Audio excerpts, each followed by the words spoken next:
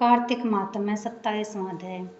गणों ने कहा, विष्णुदास एक दिन भोजन तैयार करके भक्ति में तल्लीन था कि कोई उसका भोजन चुरा कर ले गया, लेकिन सायंकाल की आराधना हो सके और व्रत भंग न हो, इसलिए उसने उस दिन दोबारा भोजन तैयार नहीं किया। श्री नारद जी ने कहा कि हे राजन, इस तरह लगातार 7 दिन तक कोई दूसरा भोजन चुरा कर ले जाता रहा। तब वह हैरान होकर सोचने लगा कि यह तो बड़ी विचित्र घटना है कि ना जाने कौन हर रोज मेरे भोजन को चुरा कर ले जाता है। फिर भी इस देवस्थान को छोड़ना नहीं चाहिए। अगर मैं भोजन बनाकर खा लेता हूँ तो देर हो जाएगी और पूजा छूट जाएगी। अतः मुझे भोजन बनाकर तुरंत खाना नहीं चाहिए। बिना भगवान को भोग लगाए वैष्णव को भोजन नहीं करना चाहिए। अगर 7 दिन बिना भोजन के बीत गए तो आज का एक दिन और सही। आज मैं भली भांति भोजन की रक्षा करूँगा और देखूँगा कि हर रोज कौन इसे चुरा कर ले जाता है। ऐसा सोच विष्णुदास भोजन तैयार करके भोजन के पास ही छिप कर बैठ गया। उसने थोड़ी देर बाद क्या देखा कि वहाँ पर एक चंडाल आया जिसका शरीर दुर्बल था। उसके शरीर पर केवल चमड़ी ही चमड़ी दिखाई देती थी।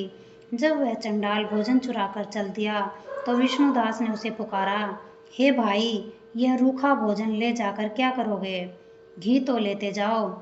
ऐसा कहकर वह श्रेष्ठ ब्राह्मण आगे को बढ़ा। विष्णुदास को अपनी ओर आता देखकर वह चंडाल तेजी से दौड़ने लगा। वह ब्राह्मण से डर गया, लेकिन दुर्बलता के कारण दौड़ तो नहीं सकता था। अतः वह भूमि पर गिर पड़ा और मूर्छित हो गया। चंडाल को मूर्छित देखकर विष्णुदास लपक कर उसके पास पहुंचा और अपने वस्त्र से उस पर हवा करने लगा। और उसके बाद उसने जो कुछ देखा उसे देखकर वह आश्चर्यचकित रह गया। उसने देखा कि उसके सम्मुख शंख, चक्र, गदा, पद्य और पीतांबरधारी चतुर्भुजी रूप अलसी के फूल के समान कांति वाले, छाती में कौस्तुभ माला से सुशोभित साक्षात श्री भगवान विष्णु जी खड़े हैं। भगवान का दर्शन करके सात्विक भाव से मुक्त वह श्रेष्ठ ब्राह्मण उनकी स्तुति तथा प्रणाम कुछ भी नहीं कर सका। वहीं पर सब इंद्र आदि देवता भी उपस्थित हो गए और गंधर्व तथा अप्सराएं आकर गीत गान करने लगी तथा नृत्य करने लगी। ब्राह्मण उन्हें प्रणाम करने के लिए उतावला हुआ तो ही वहां संपूर्ण देव, गंधर्व और अप्सराएं आ गई।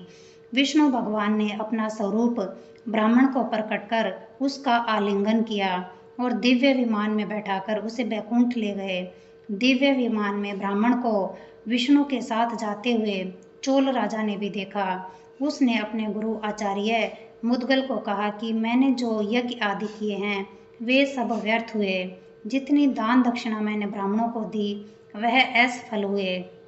विष्णु भगवान के दर्शन नहीं हुए। विष्णुदास ब्राह्मण ने केवल श्रद्धा से भक्ति की। उसके प्रभाव से विष्णु भगवान ने आकर उनको दर्शन दिए। इसलिए भक्ति ही सर्वोपरि है। मुझे भगवान के दर्शन के लिए राजकाज त्याग कर भक्ति करनी चाहिए। राजा के कोई पुत्र न होने के कारण उसने अपने भांजे को राजगद्दी का अधिकारी बना दिया और आप विष्णु भगवान की भक्ति करने लगा। बहुत काल तक भक्ति करने के बाद भी विष्णु ने दर्शन नहीं दिए तो वह अग्नि कुंड में कूद पड़ा। अग्नि में प्रकट होकर विष्णु भगवान ने राजा को गोदी में उठा लिया और कहा कि मैं तेरे त्याग और भक्ति से बहुत प्रसन्न हूँ। उसका आलिंगन कर उसको दिव्य विमान में अपने साथ बैठाकर बैकुंठ में ले गए। विष्णु जी ने अपने समान रूप वाले ब्राह्मण को पुण्यशील और राजा चोल को सुशील नाम देकर दोनों को अपना द्वारपाल बना लिया। जय भगवान। सुख शांति, सुख शांति, सुख शांति।